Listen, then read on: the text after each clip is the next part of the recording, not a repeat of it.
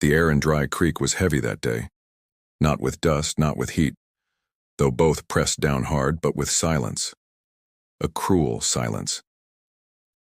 In the center of the square, a young woman stood tied to a wooden post, her wedding veil torn, her wrists cut raw by rope. The crowd wasn't there to save her. They were there to laugh, to jeer, to treat her pain like a sideshow.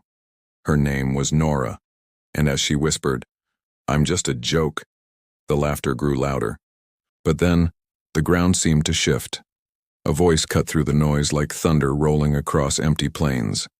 A rancher stepped forward, coat in hand, and said 4 words that silenced every mocking mouth. "She's my wife, if she says yes." What happened next would turn a moment of cruelty into a story that still lingers in Wild West legend. Because sometimes, all it takes is one bold act to change the course of a life, or the course of a town. Before we ride deeper into this tale, take a moment to saddle up with us. Hit that like button, subscribe for more Wild West stories, and share this one with a friend who loves a good legend. Trust me, you won't want to miss what happens when courage collides with cruelty. The town square was buzzing like a cruel carnival that afternoon. Dry Creek's folk gathered shoulder to shoulder, not for justice, but for spectacle. At the center stood Norah, tied fast to a weathered post, her white dress ripped and stained with dust. Splinters dug into her bare feet, while ropes carved deep into her skin. Some laughed. Others whispered sharp insults.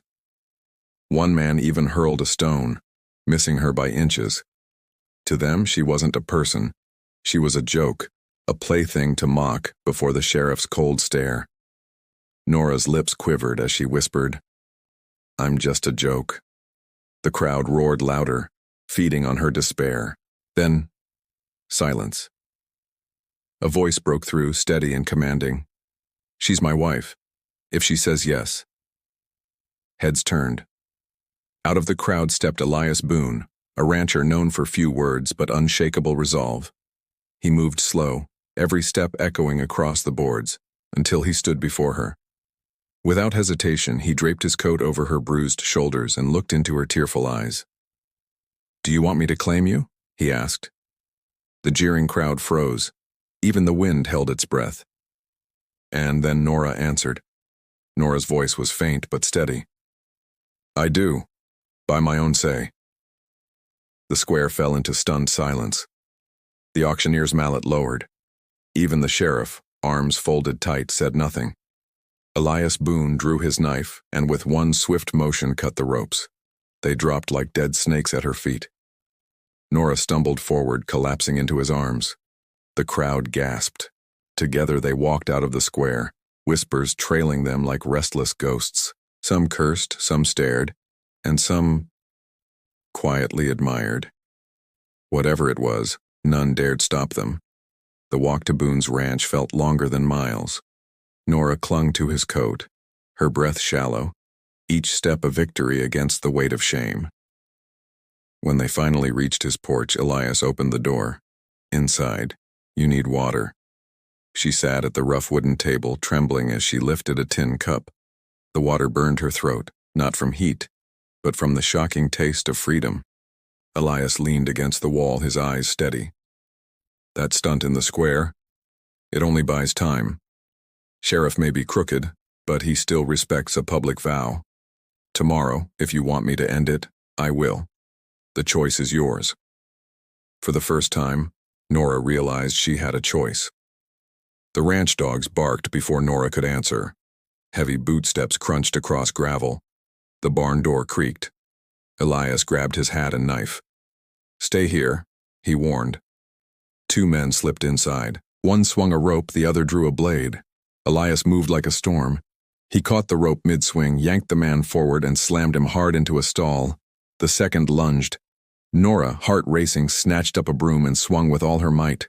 The blade clattered to the dirt. Both men scrambled out, leaving behind a broken crate.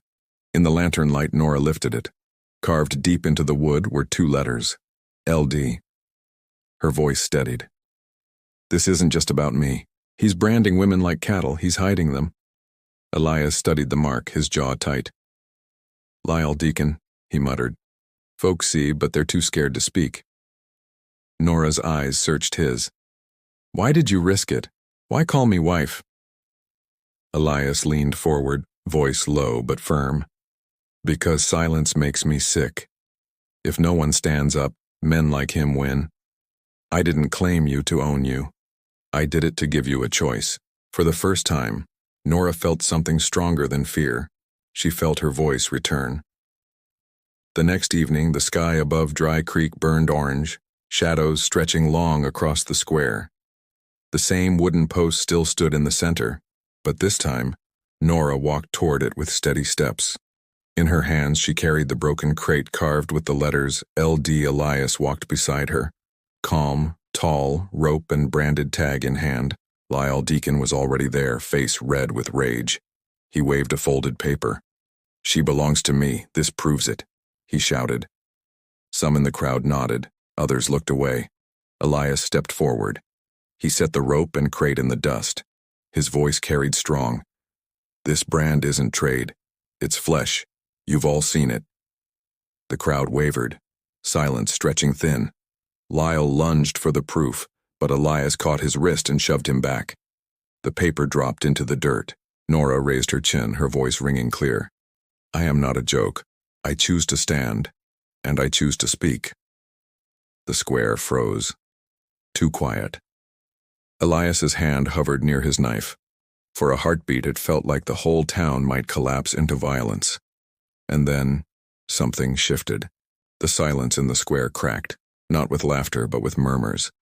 Doubt, then courage. One man stepped forward, then another, forming a circle around Lyle Deacon. Their faces were grim, their silence louder than any gunshot. The sheriff shifted uneasily but turned his eyes away. With no one left to back him, Lyle's power bled out like dust in the wind. The men of the town grabbed him, tying him to the same post where Norah had once stood.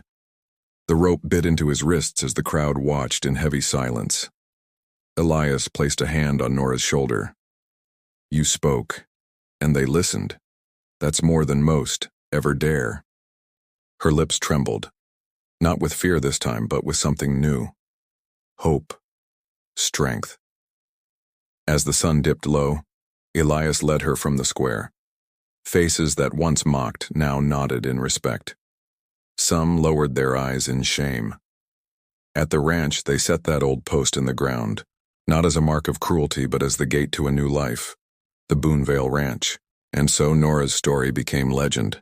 From mockery to strength, from silence to a voice that carried through the crowd, hers was a tale the frontier would never forget. The Old West was never just about dust and gunpowder. It was about courage, about choice, about the price of freedom. Now I'll leave you with a question. If you had stood in that square, would you have stepped forward? Or would silence have kept its hold? If this story stirred something in you, saddle up with us. Hit like, subscribe, and share this tale with someone who loves the legends of the West. Because the frontier never truly ends. It waits for the next voice brave enough to speak.